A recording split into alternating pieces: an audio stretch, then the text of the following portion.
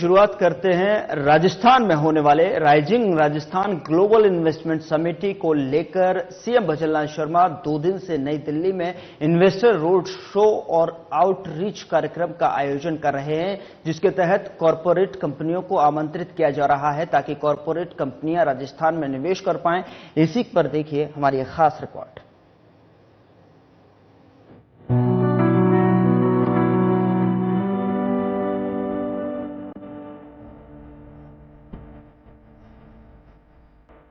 Rising Rajasthan global investment summit 2024 के तहत देशी विदेशी निवेशकों, कॉर्पोरेट जगत और राष्ट्रीय अंतर्राष्ट्रीय संस्थाओं को प्रदेश में निवेश के लिए आमंत्रित करने के लिए सीएम भजनलाल शर्मा के नेतृत्व में आज से नई दिल्ली में 2 दिवसीय इन्वेस्टर रोड शो और साथ ही आउटरीच का आयोजन किया जा रहा है।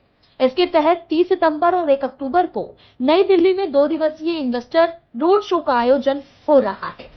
इस कार्यक्रम के जरिए देशी विदेशी निवेशकों और प्रमुख कॉर्पोरेट कंपनियों को राजस्थान में निवेश करने के लिए आमंत्रित किया जा रहा है। इस दौरान इन्वेस्टर मीट के साथ प्रदेश सरकार के प्रतिनिधिमंडल की चुनिंदा कंपनियों के चेयरमैन और सीईओ से मुलाकात भी हुई है।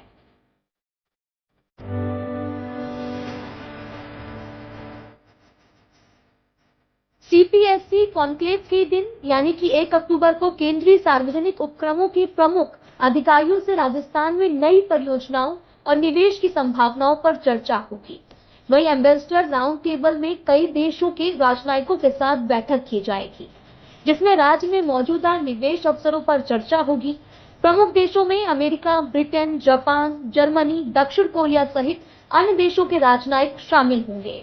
मुख्यमंत्री भजनलाल शर्मा इस कार्यक्रम के दौरान निवेशक कंपनियों के शीर्ष अधिकारियों से मुलाकात करेंगे। उन्हें राजस्थान में निवेश के आकर्षक अवसरों से भी अवगत कराएंगे। उद्योग और वाणिज्य मंत्री कर्नल राज्यवर्धन राठौर, मुख्य सचिव सुधांशु पंत और उद्योग विभाग के प्रमुख सचिव अजिताभ शर्मा भी इस प्रतिनिधिमंडल का हिस्सा होंगे।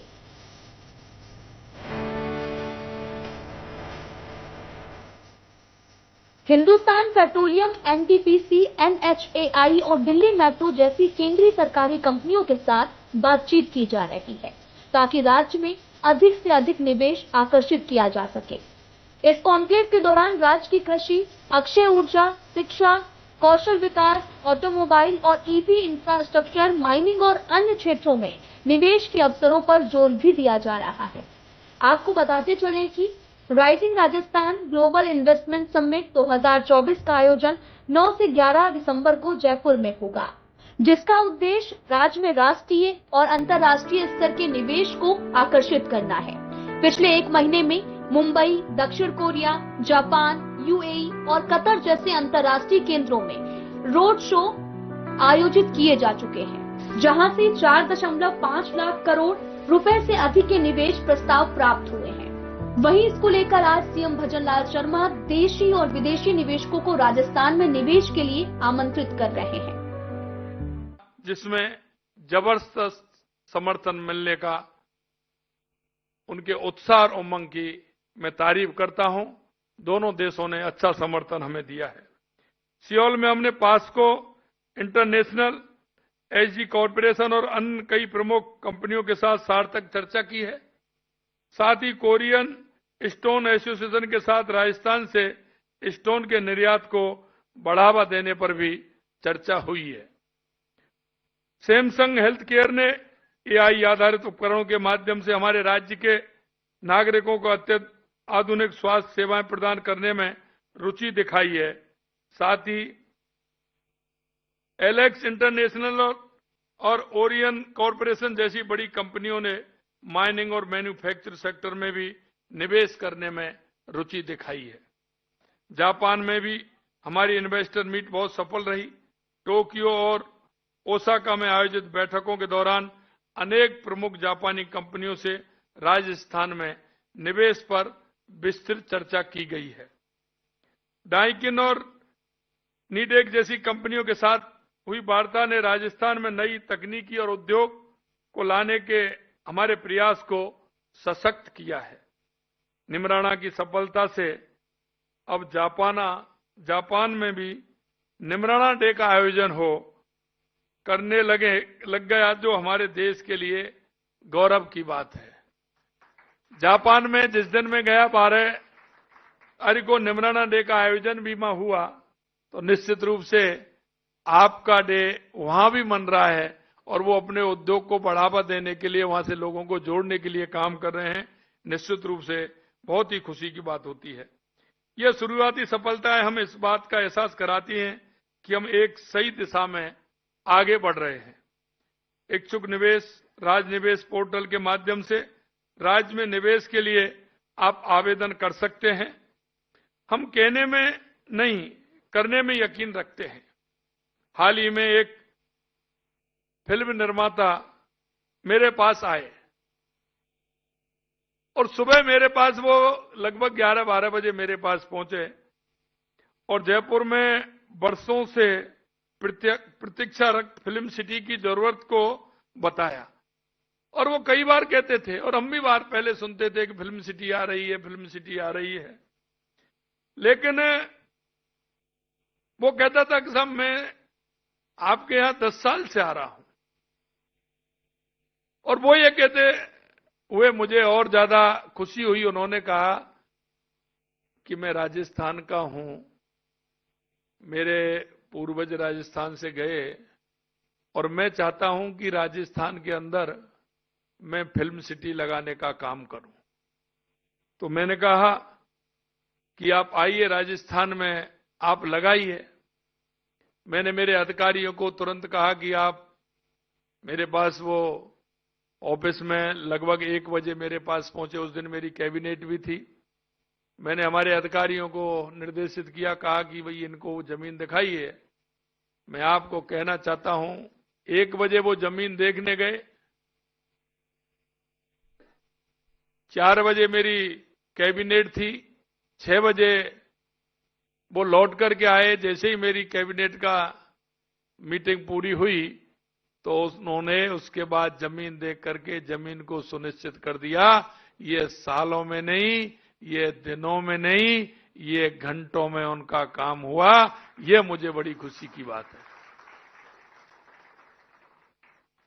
क्योंकि काम करने के लिए दृढ़ इच्छा शक्ति बहुत आवश्यक है। मैंने राजस्थान के अंदर, जैसा हमारे मुख्य सचिव जी ने बताया, कि हमने घोषणा की कि 5 साल में हम 4 लाख सरकारी नौकरी देंगे,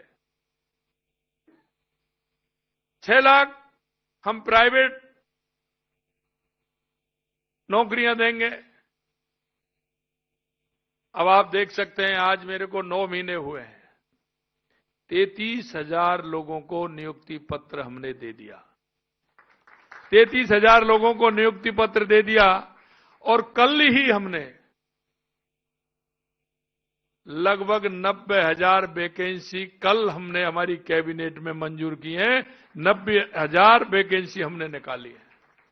मैं कहना चाहता हूं, चतुर्थ श्रेणी कर्मचारी की भर्तियां अब लगाइए कि एक साथ 60,000 वैकेंसियां निकले।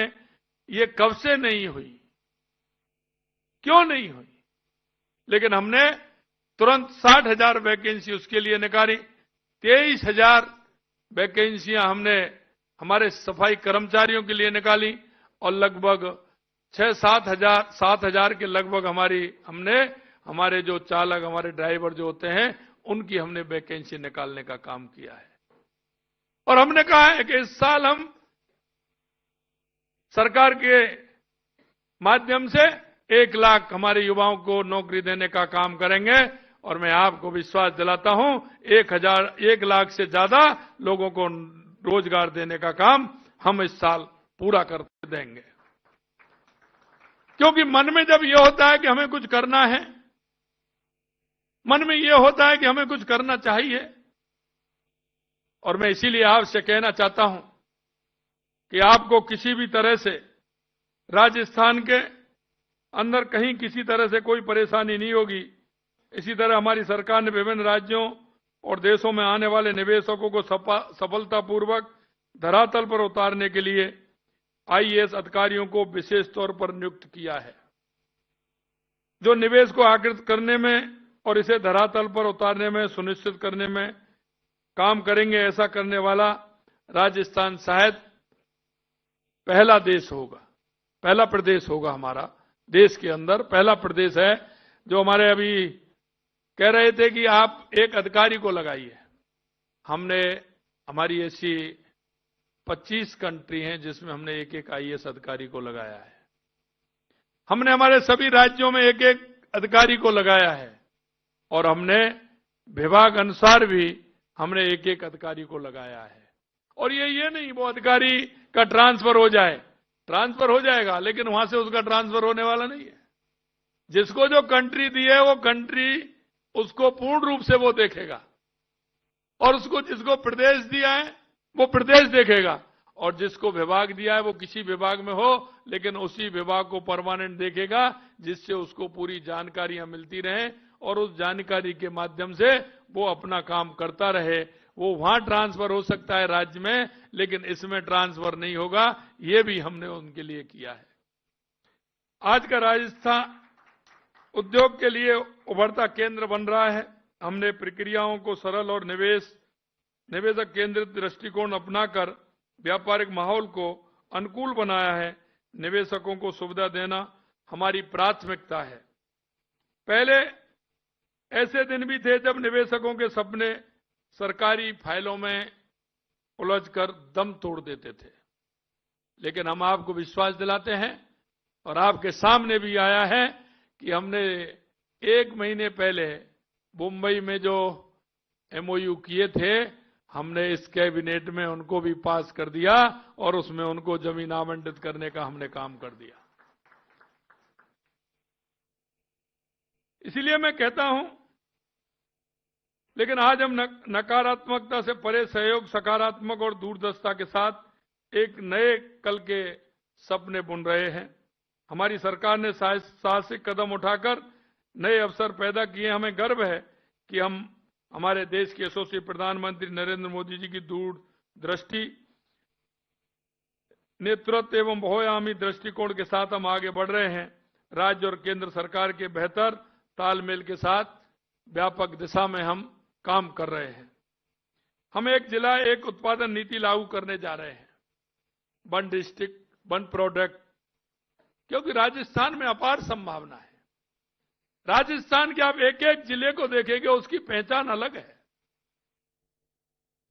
अगर मैं एक एक जिले की बात कहूं तो आपको खान में, पीन में, वहां का, अगर आप हमारे जैसलमेर कह रहे हैं, जैसलमेर हमारा सोलर का ही नहीं है, धीरे धीरे हमारा खरजूर का भी बड़ा उत्पादन का केंद्र हमारा जैसलमेर बन रहा है। बाड़मेर बालोतरा हमारा अनार के लिए आगे आ रहा है। गंगानगर हनुमानगढ़ आपने देखा होगा किन्नू के लिए आगे आ रहा है। अगर आप देखेंगे हमारा डूंगरपुर बांसवाड़ा, वो सीताफल में बहुत आगे बढ़ रहा है। सीताफल में ही नहीं, वहां का जो हमारा जंगल है, वहां के जो फूल हैं, उन फूलों से गुलाब बन रहा है और ये गुलाब किसी तरह से उसमें एलर्जी पैदा करती है, लेकिन वो गुलाब फूलों का ऐसा होता है और हमने उनसे कहा है कि जितना फूलों से वो गुलाल बनाएंगे, वो गुलाल को हमारी सरकार पूरी तरह से उनको खरीदेगी, क्योंकि वो आदिवासी क्षेत्र है। वो मेहनत करके वहां के महिलाएं, वहां के युवा लेकर के आते हैं। हमने क्यों ना हम उस गुलाल को पूरी तरह से खरीद करके हम उसका मार्केटिंग भी करें और आगे देश में भी भेजें और आगे दूसरी कंट्रियों में भी उसको भेजें। तो इसके लिए भी हम काम कर रहे हैं। मैं आपसे कहना चाहता हूं, हम इस 1 डिस्ट्रिक्ट 1 प्रोडक्ट के माध्यम से भी हमारा कई जगह अलग अलग पहचान, अलग अलग हमारा काम है, उसको भी हम आगे बढ़ाने का काम करेंगे, जिससे हमारा राजस्थान समृद्ध हो। प्रदेश में नए निवेश को प्रोत्साहन देने के लिए सामाजिक आर्थिक विकास को बढ़ावा देने, साथ साथ रोजगार के अधिक से अधिक अवसरों को सृजन करने के उद्देश्य से हाल ही में हमने कैबिनेट की बैठक में राजस्थान निवेश प्रोत्साहन 2024 जैसा बताया, रिप्स 2024 को मंजूरी प्रदान की है। रिप्स 2024 में एमएसएमई सेक्टर से लेकर के नए उभरते हुए क्षेत्रों में निवेश को आकर्षित करने के लिए जरूरी प्रावधान किए गए हैं। साथ ही ग्रीन ग्रोथ, निर्यात संवर्धन और क्षमता विकास जैसी प्रदेश के प्राथमिकताओं को भी ध्यान में रखा गया है। हमारी सरकार ने अगले 5 वर्षों में राजस्थान की अर्थव्यवस्था को $180 बिलियन से बढ़ाकर $350 बिलियन करने का लक्ष्य रखा है, जो साहसिक और संभव है। ये काम ऐसा है कि इसको हम सभी अगर इसमें लगेंगे तो निश्चित रूप से जो हमने सोचा है वो होकर के ही रहेगा। मुंबई में हुए निवेश शिखर सम्मेलन में जैसा मैंने बताया 4.5 लाख करोड़ रुपए से अधिक के समझौते पर हस्ताक्षर किए हैं। उनमें अक्षय ऊर्जा, cement, auto components, battery storage जैसे क्षेत्र में शामिल हैं। इनमें राजस्थान में लगभग 7 लाख रोजगार के अवसर सृजित होंगे। हमने जापान, दक्षिण कोरिया, यूएई, कतर जैसी वैश्विक साझेदारियों के साथ सक्रिय रूप से निवेश को बढ़ावा दिया गया है।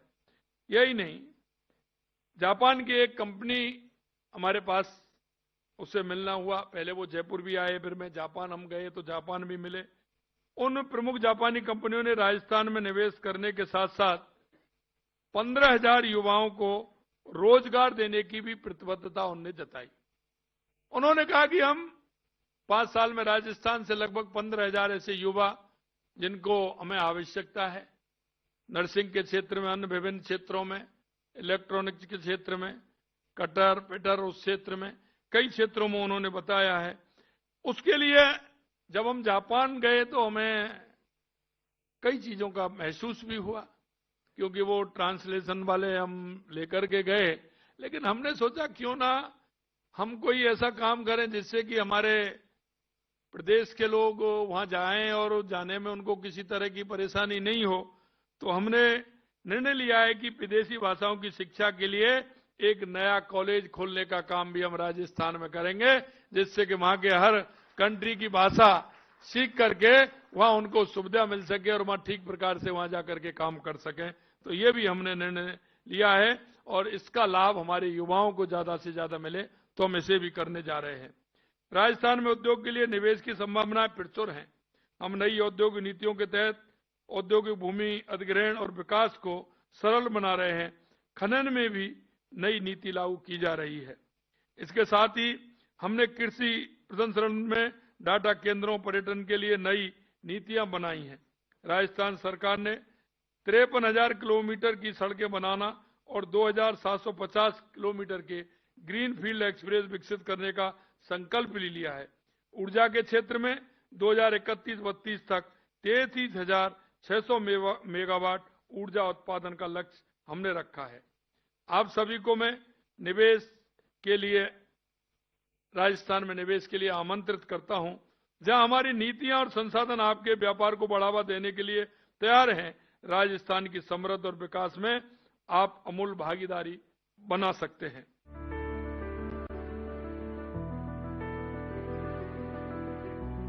राजस्थान में कृषि, अक्षय ऊर्जा, ईवी इंफ्रास्ट्रक्चर और साथ ही पर्यटन, माइनिंग और आईटी जैसे क्षेत्रों में निवेशकों के लिए व्यापक संभावनाएं मौजूद हैं। इस समिट के जरिए राज्य सरकार इन क्षेत्रों में विकास की गति बढ़ाने और निवेशकों को सुविधा प्रदान करने का लक्ष्य रखती है। ब्यूरो रिपोर्ट, साधना प्लस न्यूज।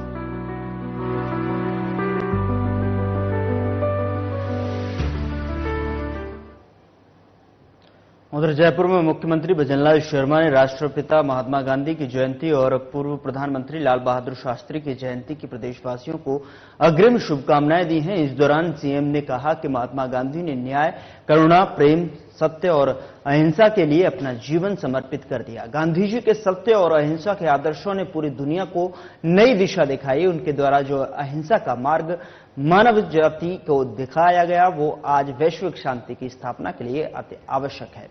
इसी के साथ सीएम ने कहा कि पूर्व प्रधानमंत्री लाल बहादुर शास्त्री के जय जवान जय किसान उद्घोष ने पूरे राष्ट्र में ऊर्जा और उत्साह का संचार किया था। उन्होंने अपने जीवन में सादगी, सत्य, निष्ठा, लगन, नैतिकता और राष्ट्र के प्रति समर्पण की जो अद्भुत मिसाल कायम की, वो हम सभी के लिए प्रेरणा स्रोत है।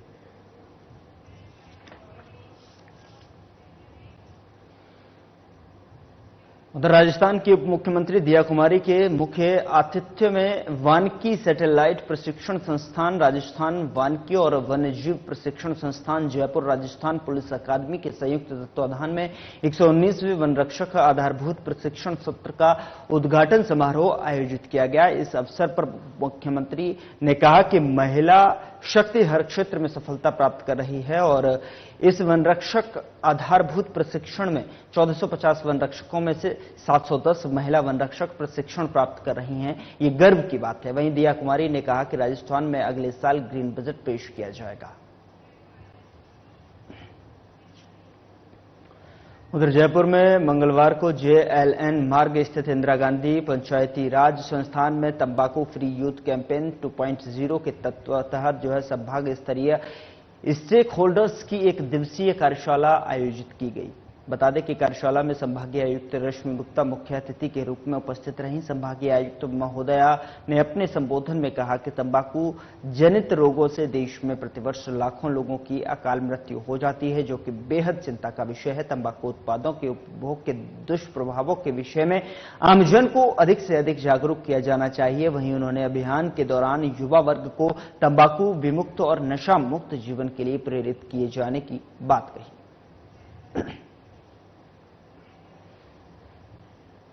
उधर जयपुर में कांग्रेस के राष्ट्रीय महासचिव और पूर्व उप मुख्यमंत्री सचिन पायलट ने जम्मू कश्मीर के चुनावी दौरे के दौरान विधानसभा क्षेत्र उधमपुर पश्चिम और नगरोटा में कांग्रेस प्रत्याशियों के समर्थन में आयोजित चुनावी सभाओं को संबोधित किया और इस दौरान सचिन पायलट ने कहा कि जम्मू कश्मीर के लोगों की पहली पसंद कांग्रेस नेशनल कॉन्फ्रेंस अलायंस है। यहां के लोगों ने कांग्रेस नेशनल कॉन्फ्रेंस गठबंधन को विजयी बनाने का मन बना लिया है। वहीं उन्होंने कहा कि बीते 10 सालों में बीजेपी ने जम्मू कश्मीर की जनता की भलाई के लिए ऐसा कोई काम नहीं किया है जिसके नाम पर जनता उसे वोट मांगे।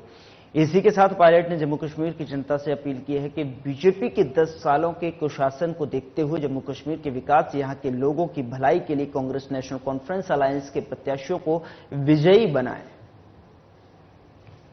3 काले कानून बनाए। हमारी बच्चियां पहलवान जो दिल्ली में बैठी थी उनके खिलाफ शोषण हुआ, सरकार ने कोई काम नहीं किया। अपनों को बचाने के लिए कानून को ताक पर रख देते हैं और विरोधियों को दबाने के लिए एजेंसी का दुरुपयोग करते हैं। इसका जवाब देने के लिए 8 अक्टूबर को मतगणना होगी। भारी बहुमत से हमारी सरकार बनने जा रही है। आपसे निवेदन कर रहा हूं, 5 तारीख को जब बटन दबेगा मैं तो जयपुर में बैठा हूंगा। मैं सारे काम छोड़कर संभाल कर इसलिए आया हूं कि हमारी जीत में कोई कसर ना रह जाए। आप लोगों को निसंकोच होकर 5 तारीख को हाथ का बटन दबाना है।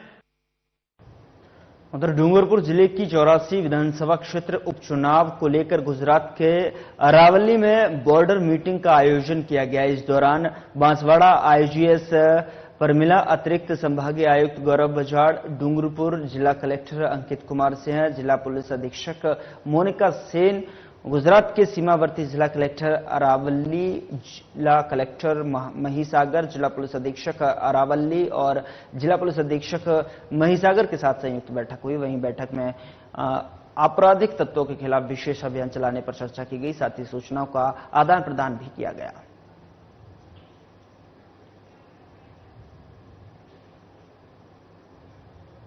फिलहाल बुलेटिन में इतना ही। नमस्कार।